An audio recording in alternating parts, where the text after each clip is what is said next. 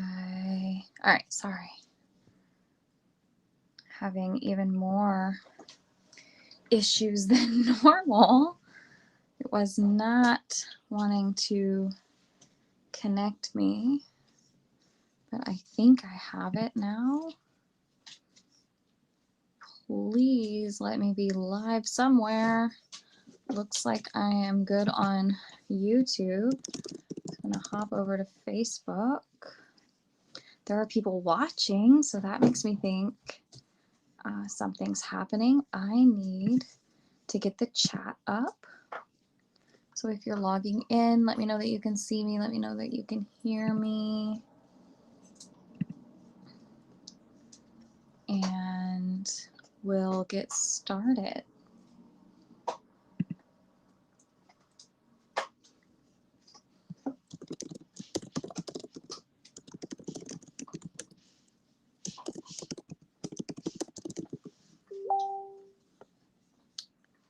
I'm trying to get the chat up. I'm so sorry, you guys. This is like having to use my phone and my computer because I couldn't connect on the computer because there's like a windstorm happening. So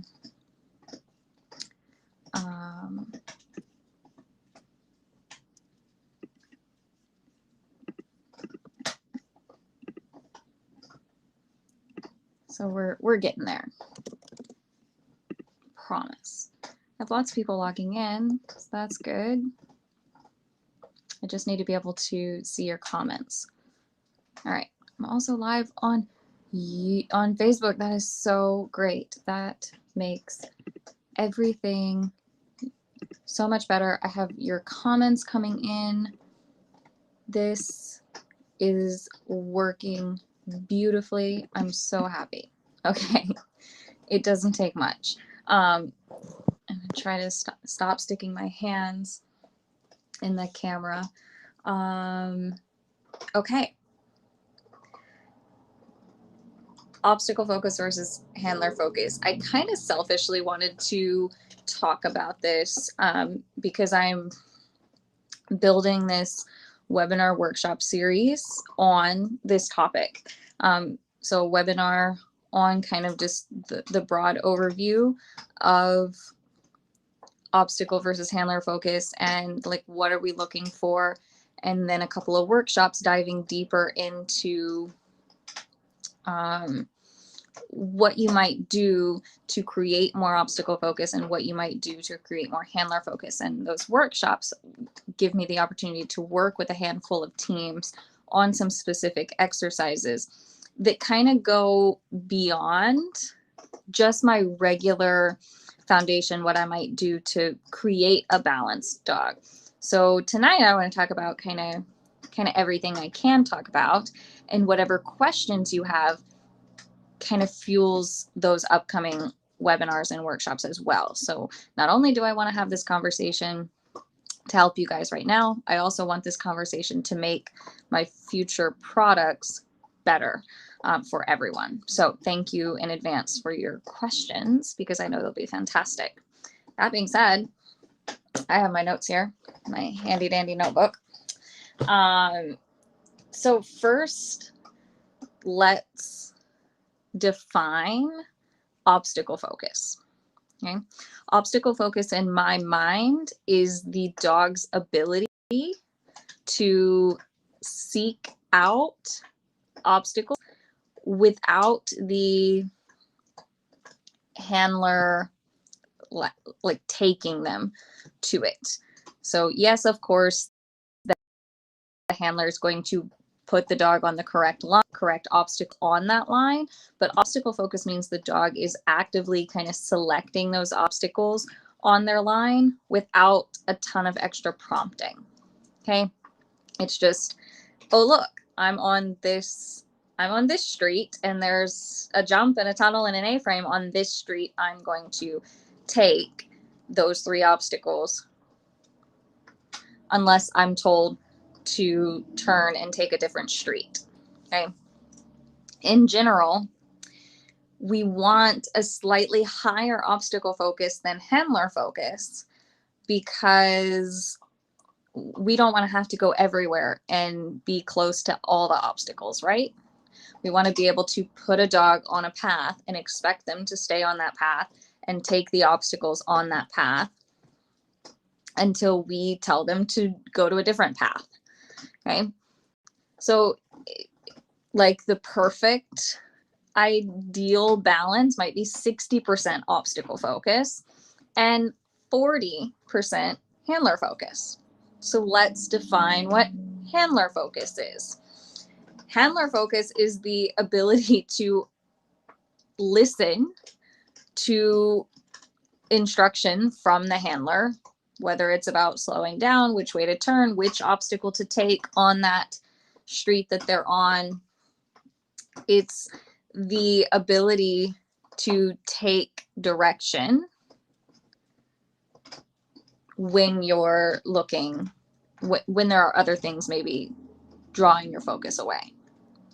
That's kind of what I think of handler focus, is that they know you're there, right? That would be like the bare minimum. They know you're there. Then maybe a little bit more handler focus is they know you're there and they listen when there's not something better on their line. Better being probably attached to their reinforcement history, of course, right? Then too much handler focus would mean that they only watch and listen for the handler's instructions. They don't actively seek out obstacle focus.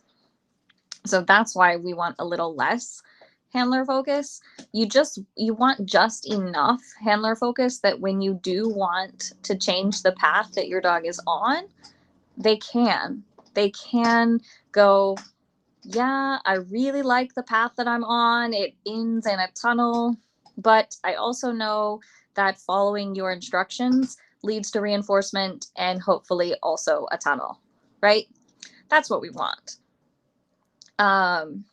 So those are kind of my definitions and the goal of this scale. You know, anytime I think like balance, I visualize a scale, right? Trying to balance those two things. I'm going to grab this question. Would the workshops be suitable for a 6-month-old puppy? I'm going to say probably. Ask me again in about a month when I completely finish drawing them out. But I'm going to say probably, because there's a lot you can do without actual obstacles. And assuming Torch is still here, he'll be doing as much of it as possible, because why not? I have at my disposal a dog that's new to all these skills, and that's always going to be a better demo than Shrek, and definitely a better demo than Shock. Though Shock is going to be a really great demo for increasing handler focus, because she always needs more. She's certain that I am not a necessary entity on an agility course. Right, like ins and tunnel, insert your dog's favorite obstacle here. For Smack, it would be the weave poles. I always have to handle when there's weave poles in his path. I always have to handle differently than if there's a tunnel in his path. So whatever your dog's favorite thing is, complete that sentence with that obstacle. Okay, so let's talk about examples, and maybe you can share them in the chat. Examples of too high handler focus.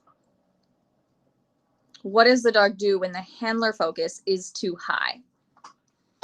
Okay, when the handler focus is too high, I see these dogs that they don't look away from the handler until they're on top of the obstacle.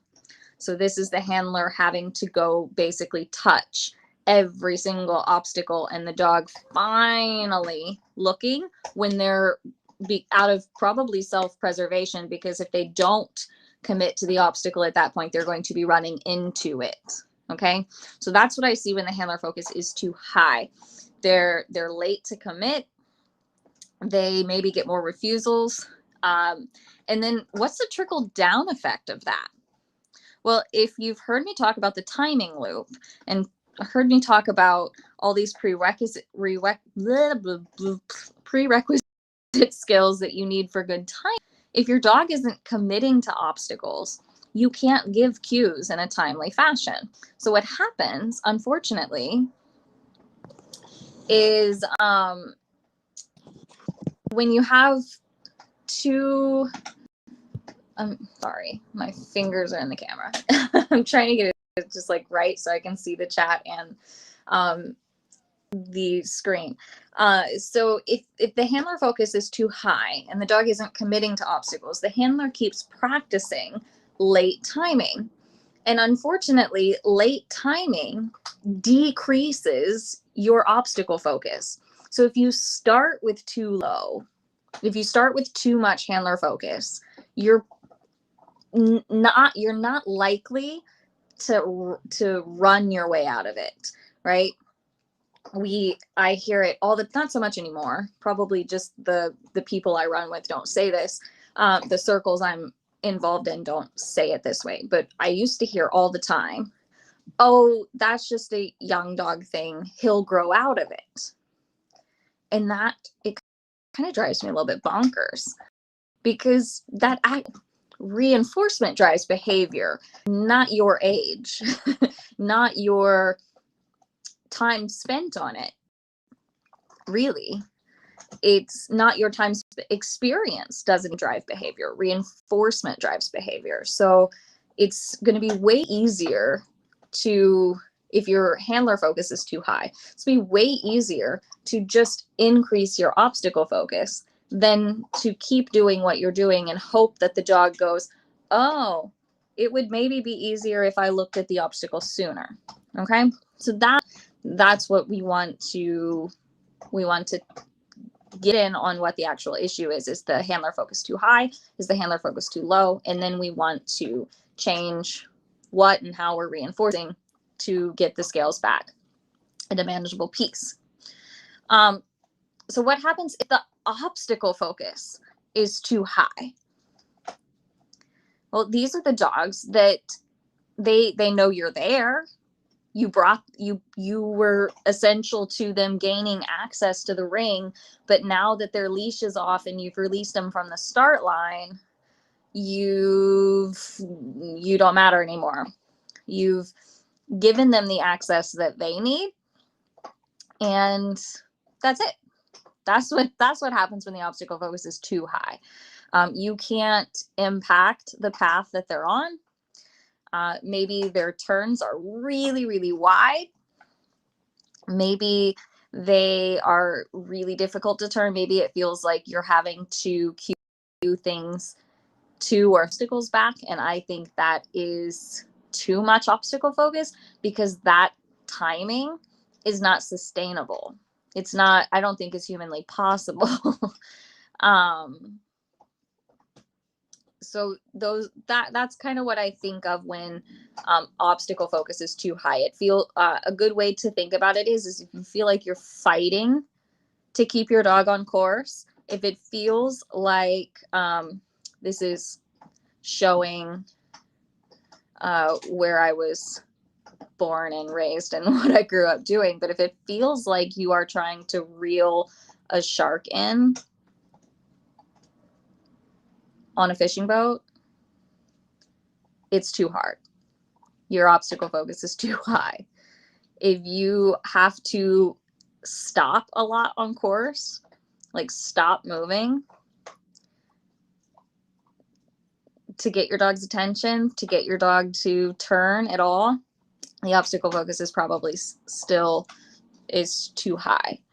You can also maybe, and then some, this is a good segue. I don't have this on my notes, so I have to add it. This is why I like talking about it, is that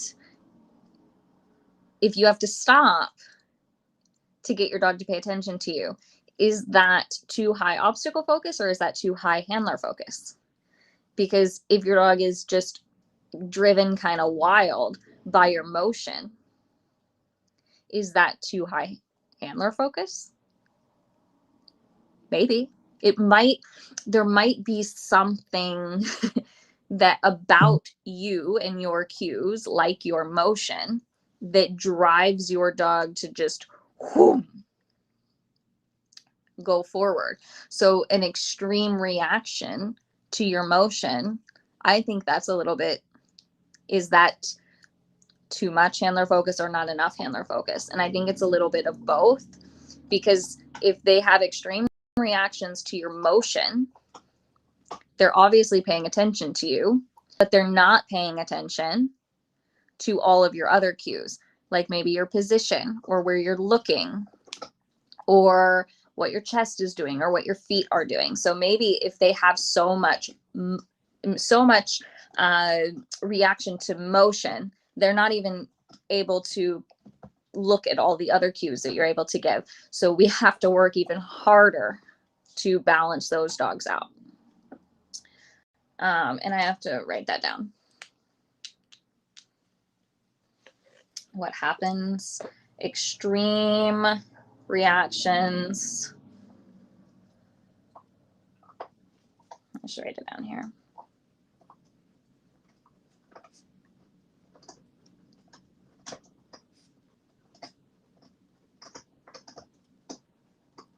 Okay, any questions so far?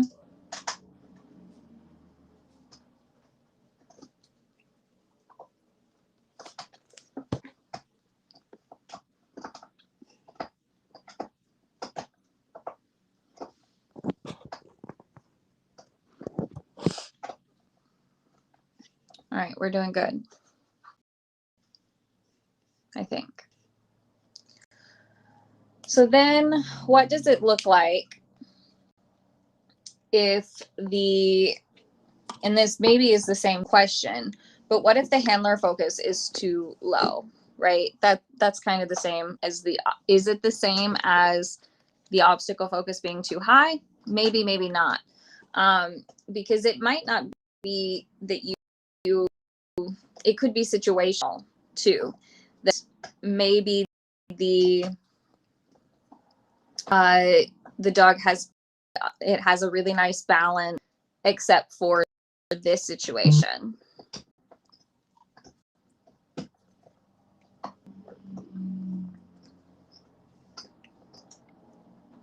We are going to get into some of the teaching phases for sure, and kind of just in general what I do. Get some of both. How do we work with that? Let's talk about work about it. Ooh, that's a good question. Genetics versus training. Obviously, we can't splice out one or the other completely.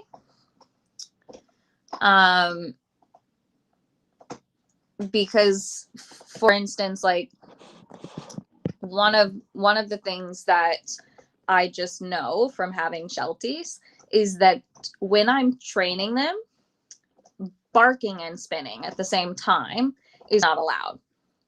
So I of course taught spin to my Shelties, but I would usually teach behaviors in ways that don't include barking. And I always kind of found that the combination of barking and spinning in a Sheltie is a bad thing. It does not lead to anything good. And it certainly doesn't lead to anything good on an agility course. So that's one of those genetic, I don't know. It's one of those breed stereotypes that I'm aware of. So when I'm raising a Sheltie, and I'm going to talk about the breeds that I've had in my home. So don't worry, I'll pick on 3 breeds right now. Shelties, like in training, barking and spinning at the same time just isn't a thing. And I'm careful to not let it happen in any process of the training, like just sending to a toy. And who, even obviously it maybe is a function of frustration. I don't know. I'm going to try to avoid it. And I'm going to do everything I can to make sure it doesn't show up in my training, because I think it has an impact on how they can switch in between obstacle and handler focus. If they're confused about that, that's when I would see the barking and spinning. from Shelties. Then Border Collies. One thing that I really look for in Border Collies when I'm raising them is that, are they stalking their toys?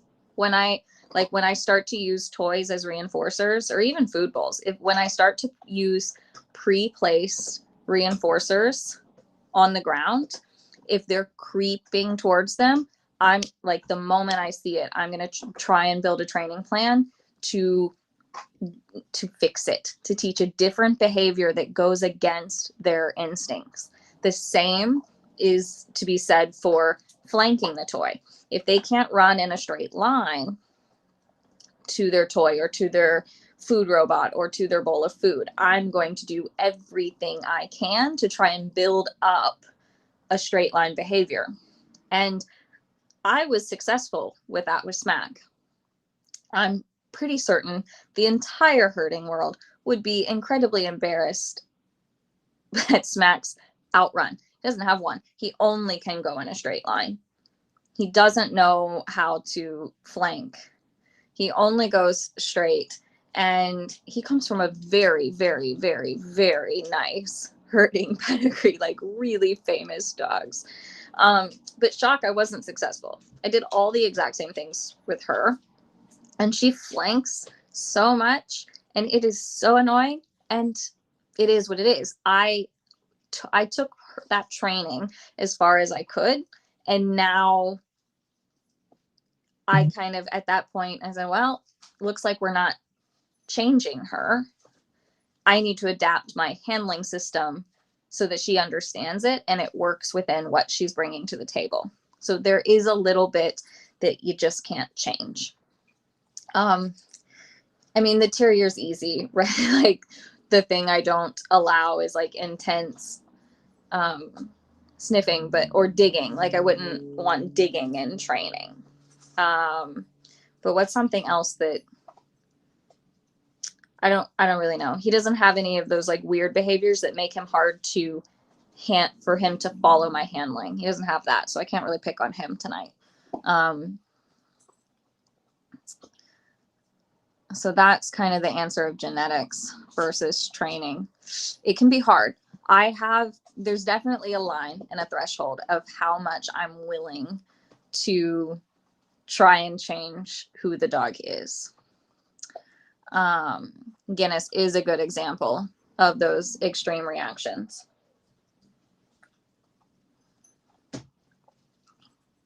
Okay. We are going to now,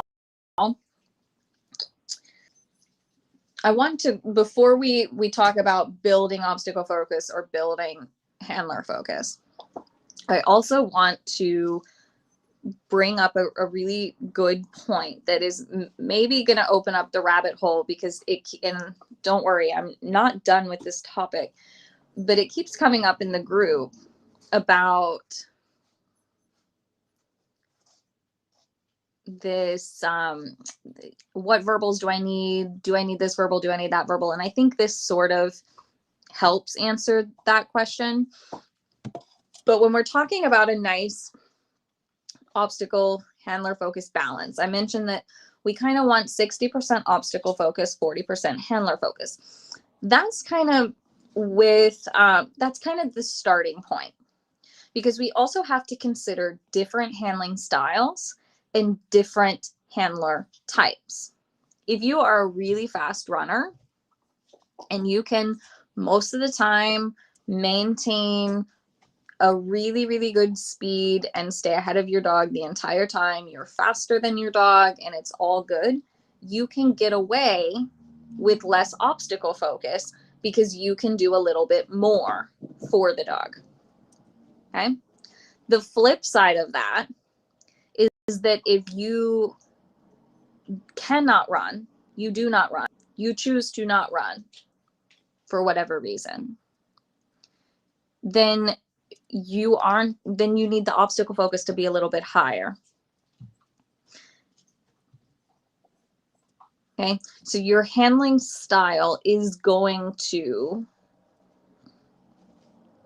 kind of feed into that balance a little bit more. Okay. With a little bit of distance handling, you need a little bit more obstacle focus because you're not going to be there with as much motion and with a good position. So you need that dog to be seeking out and completing the obstacles more independently than if you were running next to them 100% of the time. Are you eating that? Don't. It's shock tonight. So she has a tennis ball. Okay. We're all good. Caught up on comments. Okay. So let's think about, how do we build obstacle focus? We're going to build obstacle focus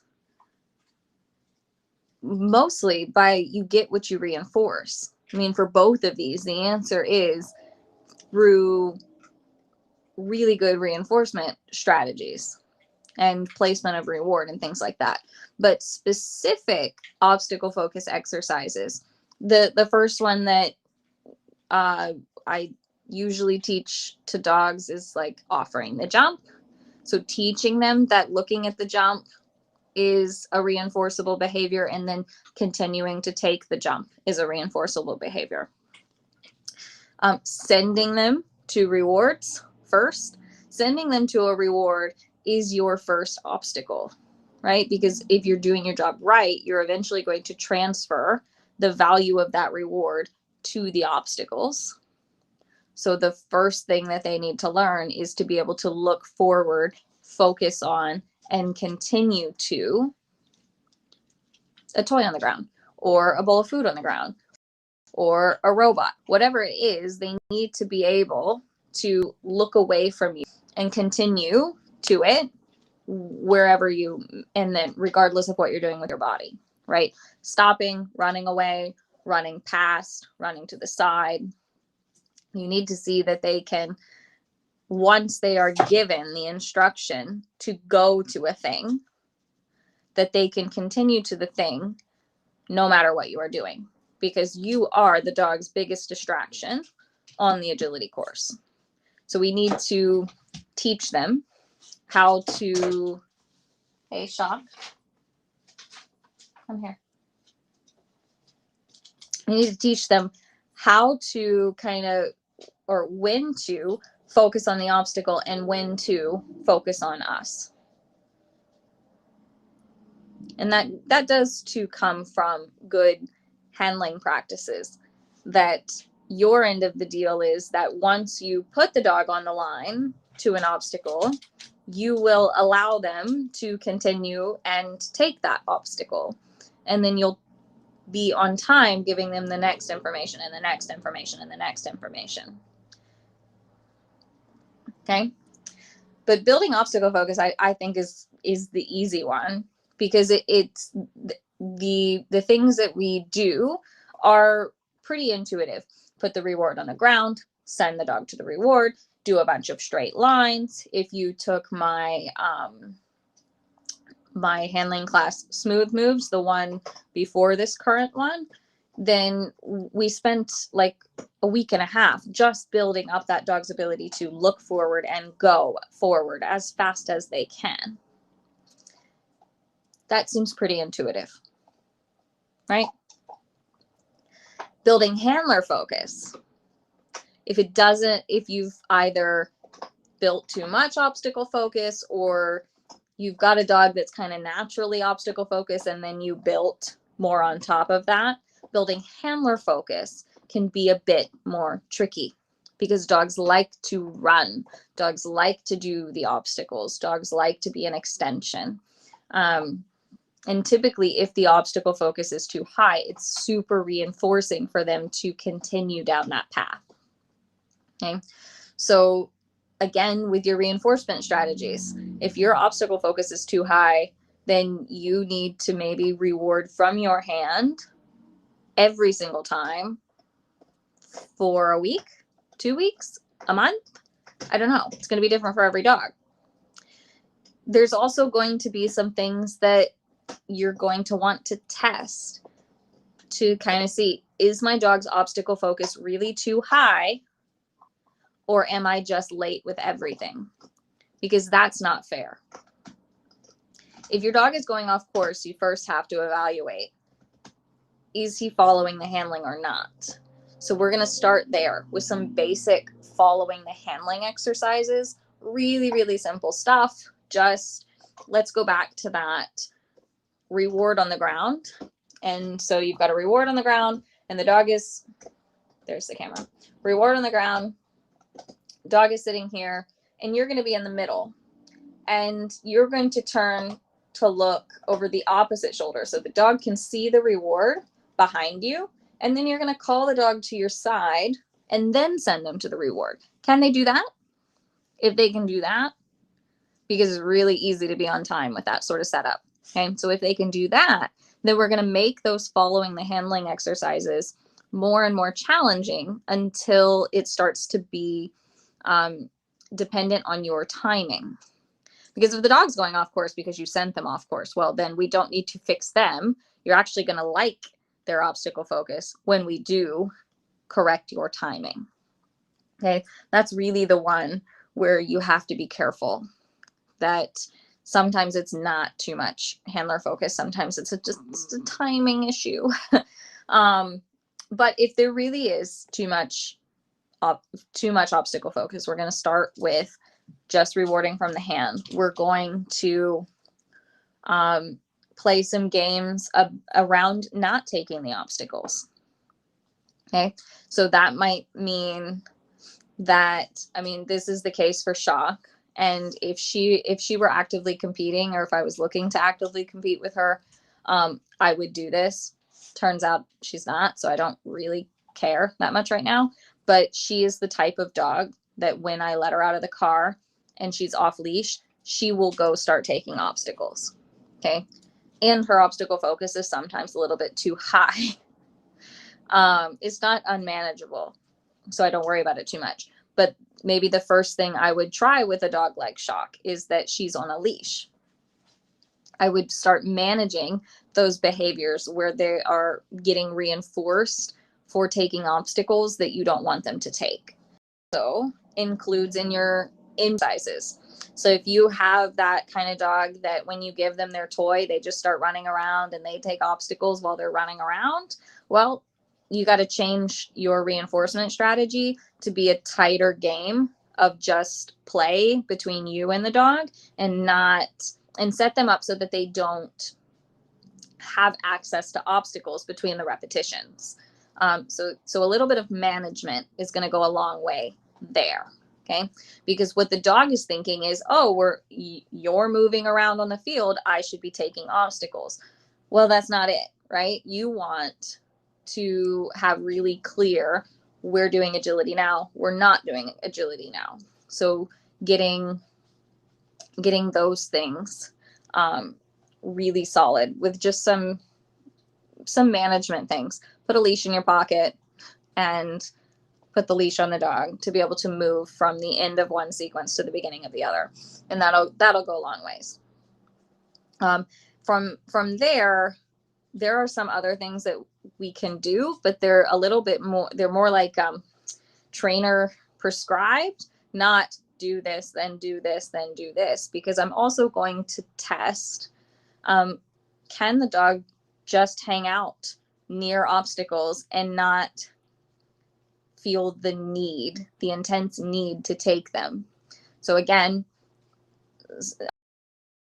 Smack, I can be doing agility a downstay, I can start moving equipment, I can start talking to someone else, I can demo things, and he'll just chill. He doesn't have this intense need to interact with equipment, even if I'm interacting with the equipment.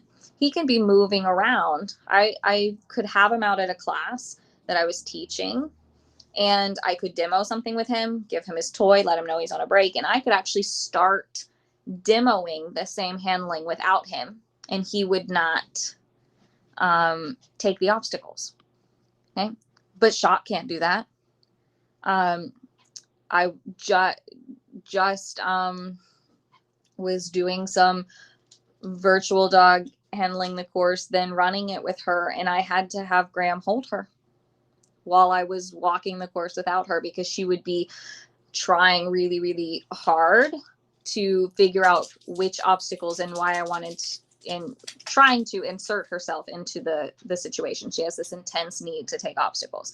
So those are the types of things that I would be testing, and I would be putting just a little bit more structure around when they can have access to the obstacles and when they can't, because these dogs that are too high obstacle focus, it's because like each obstacle is like a freaking gumball machine, man. They are just like, give me candy, give me candy, give me candy, give me candy.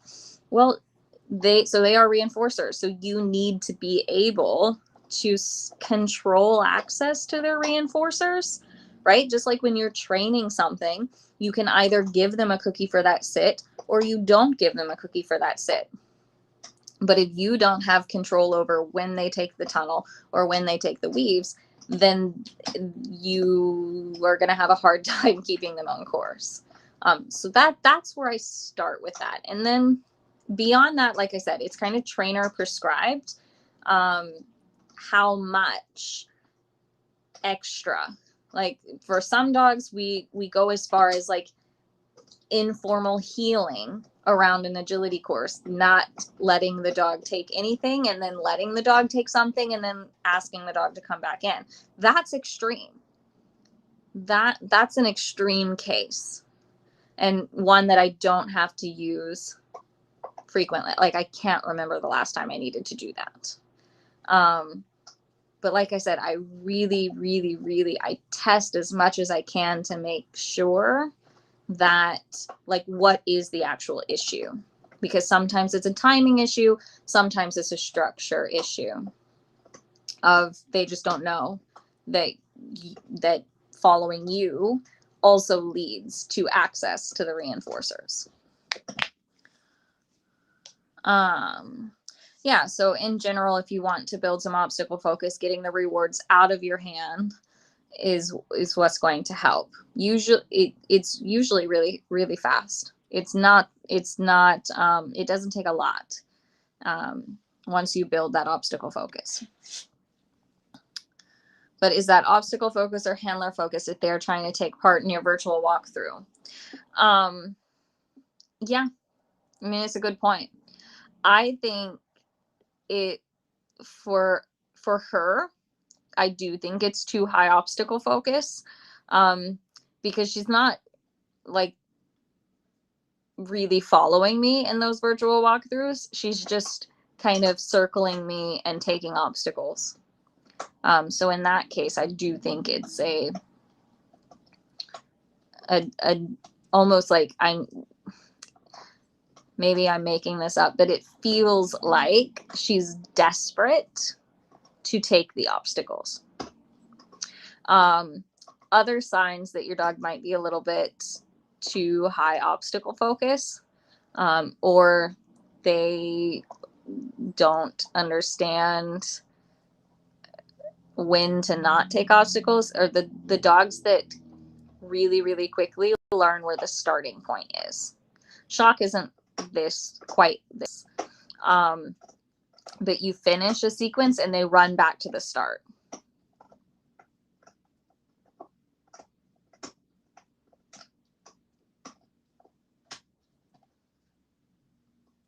Okay, so you finish the sequence and you reward them and they like take their toy right back to number one. Oof, I don't like that. Some people might like it, like it's efficient training, but I don't like it. I want the dog following me throughout the entire training session.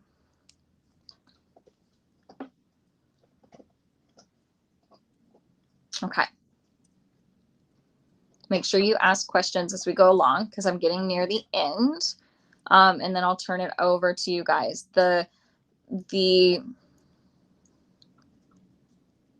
Yes, I think that was the same question as before. And yes, if you want to build obstacle focus, you put a food bowl out ahead and teach the dog to run ahead of you to the reward.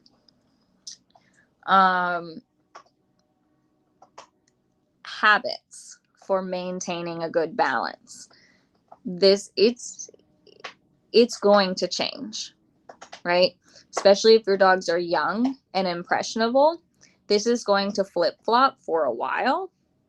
So if you're working a lot of turns, your young dog might seem a little bit more handler focused. But then you start working on extension and going forward and maybe a little bit of distance skills. And then suddenly your young dog is super obstacle focused and you don't know what to do. It's allowed to change. The scales are allowed to flip-flop a little bit and they'll even out eventually. But habits for keeping a good balance is using a clever reinforcement strategy based on what you need. So if you probably heard me say this before, but if you are sequencing, that means your dog knows how to commit to obstacles and stay committed to obstacles. If they don't know how to do that, you shouldn't be sequencing, because it will produce a dog that gets more refusals. It will produce a handler with poor timing. So you want to make sure that if everything is good to go, you know, you're training along, you're going along, you're training things, everything seems fine, but you get a refusal. Well, the very next repetition, I'm going to put a reward on the ground and make sure that that refusal doesn't happen again. Even if it might have been a little bit my fault. It's fine. It's totally fine. Just put the reward on the ground. Then you know 100% that they're going to take the jump. If you can improve your handling, improve your handling. And absolutely no harm is done by putting that reward on the ground. The very next repetition. Then you've got that same dog, you're going along, you're training, everything's going fine, and oh no, he went off course. Well, what do? You need to test it first. You need to try to handle to that wrong course on purpose, okay? Because then you're going to look at the video and go, oh, I totally sent him there the first time. Oops, good dog. He was paying so good attention. He was totally following the handling. Or you'll find, he's a little bit confused. Or you'll find that, no, I did tell him to turn, but I was too late. Great. That's good information, because I don't want to tell my dog he was wrong for going where he was already headed because I didn't tell him in time, right? You wouldn't get mad so you're in the passenger seat. You wouldn't get mad at the driver for missing the turn because you told them after they already passed it, right? You're passing the turn and you go, hey, you were supposed to turn there. Okay. So then you also might find that your dog isn't following the handling. And then you increase the amount you are rewarding from your hand, and the dog will go, oh, right, you matter. Where you run matters. What you do with your chest matters. So you keep an eye on it by reacting to your mistakes in a clever way. Okay. That's how you keep a really good balance, is reacting to the mistakes as if they are they are valuable information. So what you do with that information makes it or breaks it, essentially. Is a good question. Are more verbals helpful for dogs with high handler focus? Back to verbals. It depends. How is it trained? Is it independent of your physical cues? I don't know. I think if you go through the effort to really truly train a verbal that is independent of you, then absolutely that's going to increase their obstacle focus, because when they hear a word, they know to look away from you, right? So sure, but just adding them isn't going to do anything. In fact, I see more dogs slow down when you just start chattering at them because it's not normal and they don't know what it means. And so the dogs are just like, I have no idea what they're doing. And I've been rewarding Ever for every obstacle she takes lately, even when I don't think she's following my handling. So you're building up a little bit of obstacle focus. You know, there's really no harm in giving the dog the benefit of the doubt. That's why if she goes off course and you reward her, which I think you should, you're both young enough in the game that it's not going to hurt anything. Like, honestly, reward her and then try to get her to that obstacle on purpose, because it could be that you're both right. I have that with Shock a lot. When I review my videos, I'm like, she's right, but also I'm right. Like, I didn't do it wrong, but I did do it wrong for her. Like I said, there are some things that I've had to change about my communication system with her to meet her needs of who she is. And so if I fall back into the habit of, well, this is perfect for every other dog on the friggin' planet, and she's like, not me, sorry. So I'll look at the video and go, well, I didn't do it wrong. I mean, I was totally right. Smack would have followed me, Shrek would have followed me, Skreek would have followed me, but I wasn't right for her. So it's always a good idea to just reward them anyways. I always feel terrible when I withhold reinforcement and then I watch the video and I'm like, ugh, you were totally right. And, you know, you're not going to hurt them by rewarding them.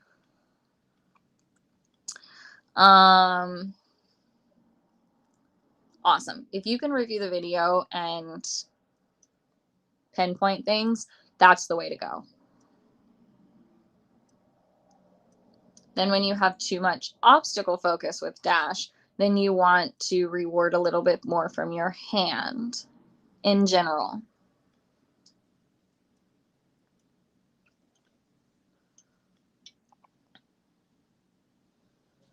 Okay.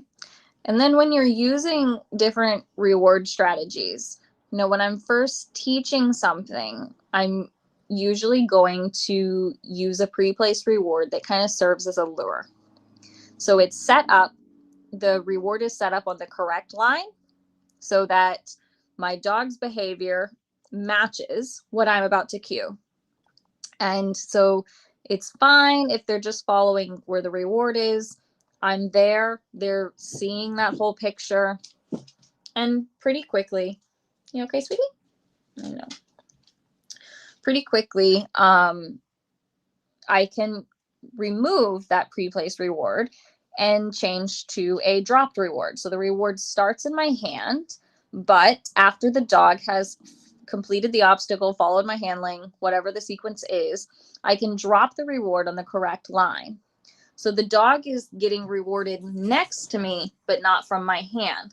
That's most of how I do most of my rewarding that way, because my dogs are fairly balanced, with a couple of exceptions. So I do most of my rewarding dropping on the line. It's coming from me. The dog is being reinforced for coming close to my line, but it's not from, like, they don't have to come close to me. I don't have to stop moving, all of those things. Then I am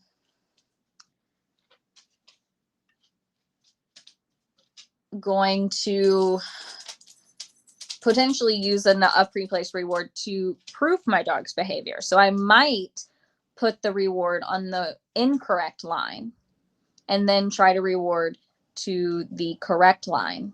And then the dog has to ignore the reward, follow me, and then I will either reward from my hand or spin around and let the dog go to the distraction.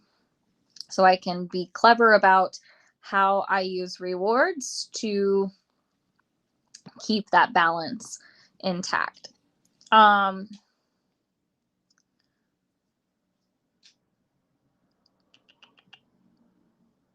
When you say from your hand, does that include a toss? So if I'm dropping it on the line, then it's coming from my hand, but I'm running along, running, drop, and I keep running. And then if I'm actually stopping to reward from my hand, it does not include a thrown toy. Or thrown food. They'll come in, they'll maybe bite the toy from my hand or take the food. Then if I want to do some like cookie tosses or toy tosses in between repetitions, that's okay. But in general, I don't reward agility with throwing toys forward in general. So let me know if that wasn't your question. All right, so we've been talking about handler and obstacle focus on a big picture overall level. Yeah, that's yeah, we got to start somewhere, right? What about dogs who are more obstacle handler focused at different moments on the course? Sometimes too much obstacle focus, too much handler focus, depending on what's going on. Then if it's situational like that, I would suspect it's not an obstacle focus, handler focus problem. It's what's causing the change. Is it that their obstacle focus or handler focus hasn't been proofed around certain obstacles? Because like I mentioned before, Smack has a super easy time ignoring a tunnel and choosing me over a tunnel. He has a harder time choosing me over weave poles. So sometimes we haven't reinforced the correct amount of obstacle or handler focus based on the other obstacles. So kind of unpack that with me a little bit. Because if my dog lacks obstacle focus because his weave poles aren't well trained enough, well, that's train their weave poles more. Or if they're not looking forward to find tunnels, train their tunnels more. So it could be situational based on the obstacle for either thing. But I also see it as dogs will suck into their handlers if they're feeling stressed or nervous. And dogs will go off and take obstacles when they're also feeling a little bit stressed, nervous. So in that case, working more on obstacle focus or more on handler focus isn't going to change the dog's reaction to a trial environment or a class environment. Okay. So I see it a lot. Dogs, if they're a little bit confused, they'll go off and grab tunnels. I don't think that's an obstacle focus issue. I think that's a confusion issue, and they're looking to release the tension somehow. So let me know if that's what you meant or if I went down the wrong tangent.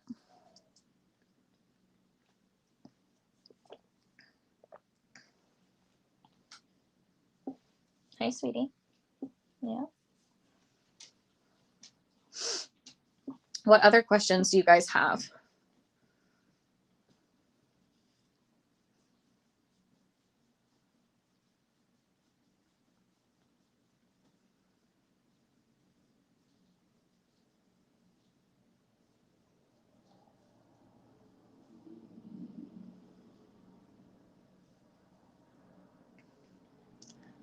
Is that it then?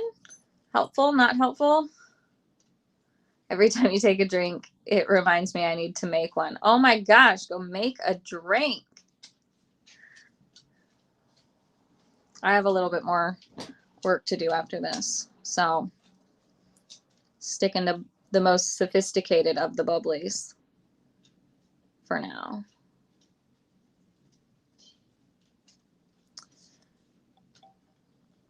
How to continue to reward obstacles where you put the toy. If I'm just starting, I'll put it right behind the obstacle so that like, as soon as they land or they exit, boom, it's right there on their line. And then maybe I can find a video. Sometimes when I start to not have it pre-placed, I will toss it back to them so that as they're landing, the reward appears, but I'm so far away. I probably have a video of that. Deaf Pop is totally handler focused, and it's a bit of a struggle getting her to be more obstacle focused. So that's really hard, right? Because she can't hear you. So she's having to watch you more than normal. So just keep that in mind, that you might not get as much obstacle focus as you would with a dog that can hear. But I still think as long as you can stay within the dog's uh, range of vision, so they've got like 240, I think. So as long as you stay within that range that she can see what you're doing, you can build this the exact same way as any other dog. What I think you might need though is a visual, some way for the reward to visually appear, right? So if you put a toy on the ground out in front of her, she's not going to know to go to it unless you go point it out to her. So you might have to build that in a different way, in a different way. Because when the dog can hear, I can just teach them that dish means go to the dish. But with a dog that can't hear that cue, I might want to teach them that if I step towards it, you're allowed to have it. So I'm going to start really close. I'm going to take one step. I'm going to maybe tap the bowl, make it like very obvious that they're allowed to eat. And then I'm going to slowly increase the distance so that when you take a step towards it, they're allowed to go. And when I'm seeing some confidence, then I'm going to start kind of proofing it. I take one step towards the bowl and then I run in the opposite direction. Does she still keep going?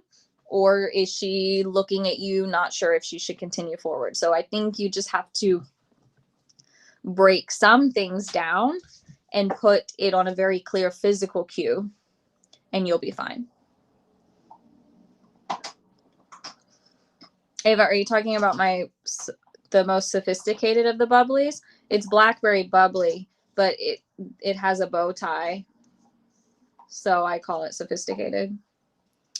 All right. Looks like I answered that question. Lack of obstacle focus, and it's going to change. You might, so if you've got a young dog or a dog that's kind of new to agility, it's going to change. And it will balance out. So don't worry too much about it. Just try to remember you get what you reinforce. So if you're reinforcing a lot from your hand, you're going to get more handler focus. If you're reinforcing a lot from the obstacles or pre-placed, you're going to get a little bit more obstacle focus. How do you get them to not be so obstacle focused? Well, we talked about that quite a lot in detail. So if maybe you came in later, just watch the recording. So there's a big chunk on that because it's not a one size fits all. My dog's excessive handler focus definitely worsens when she's nervous. Yeah, that I see that a lot. And it's one of those things, like I wish that working on more agility and building up more obstacle focus would solve the problem. But it's one of those things going, yeah, well, so it might even make it, I think you can make obstacles more valuable, and that might help a little bit with the nerves in the ring, but that's not the actual problem. So you're not going to see major improvements without kind of addressing the why are you nervous type bit and then going on. Love following along on all of this because I have done zero agility ever. Excellent. Let me know then if I need to slow down or explain something differently, because I kind of talk like I'm doing a master class sometimes. And hopefully I'll pick up some of this and make different mistakes with upcoming Belgium. Well, yes, you are going to make mistakes. You're going to make different mistakes. It's fine. And we'll be here.